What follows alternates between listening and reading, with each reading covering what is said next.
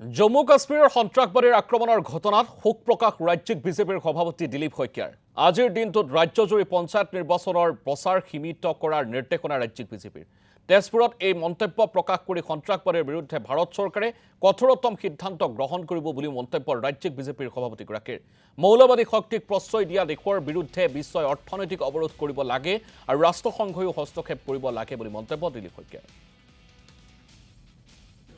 প্ৰতিগৰাকী ভাৰতীয়ৰ মনত কালিৰ ঘটনাটোৱে অত্যন্ত দুখ শোক আৰু মৰ্মাহত কৰিছে। গতিকে আজি একচুৱেলি আমি কাৰ্যসূচীবিলাকো ল' প্ৰফাইলত কৰিম। নিৰ্বাচনী প্ৰচাৰ কোনো গান বাজানা আমি তেনেধৰণে নকৰোঁ। আমাৰ ৰেলী চেলীবিলাক মটৰচাইকেল ৰেলী তেলীবিলাক আমি চব বৰ্জন কৰিব দিছোঁ।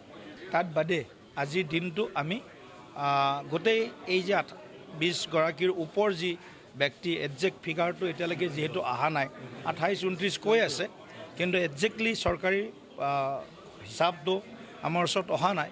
কিন্তু এজন হ'লেও 29জন নহয়, এজনকো যদি কাশ্মীৰতে হওক অসমতে হওক কোনো দেশৰ বিৰোধী শক্তিয়ে উগ্ৰবাদী মৌলবাদী শক্তিয়ে এনেধৰণে যদি ক্ৰূৰতাৰে বৰ্বৰাৰিলে বা অসমৰ সকলো সভ্যতাৰ সকলো সীমা পাৰ হয় এই ধৰণৰ যিটো আক্ৰমণ, এই আক্ৰমণৰ বিৰুদ্ধে প্ৰতিগৰাকী ভাৰতীয়ই শক্তিশালীভাৱে চৰকাৰৰ লগত থাকি এই শক্তিৰ বিৰুদ্ধে যুদ্ধ ঘোষণা কৰিব লাগে।